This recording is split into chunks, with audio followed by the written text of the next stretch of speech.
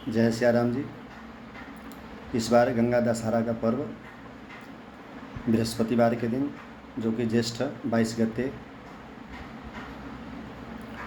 इस प्रकार माँ गंगा का पृथ्वी पर अवतरण, जो भगवान शिव के प्रार्थना करने पर, भगवान शिव के अनुग्रह करने पर उनका अवतरण हुआ।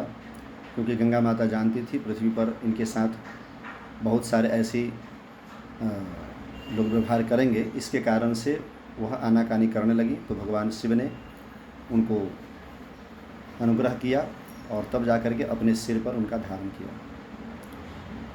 माता गंगा जी इस संसार में सभी पृथ्वी पर वासी सभी का कल्याण करने के लिए अवतरित हुई हैं।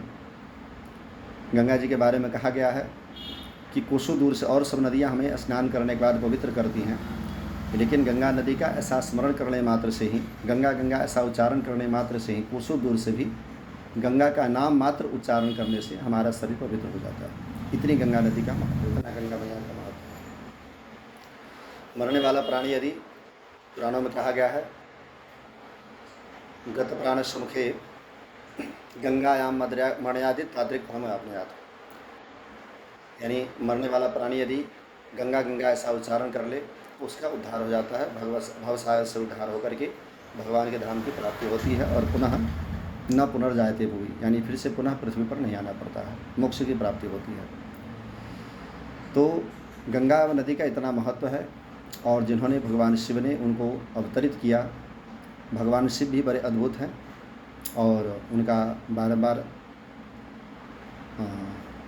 प्रार्थना है कि भगवान शिव की कृपा से आज हमें यह गंगा नदी की पावन जल का हमें अनुग्रह मिलता है और उनकी जो है प्रार्थना करने की, पूजा करने की सौभाग्य प्राप्ति होती है। इसलिए भगवान शिव जी सहित माँ गंगा को बहुत बहुत प्रणाम है, नमन है। सभी संसार के सभी व्यक्तियों का कल्याण करें।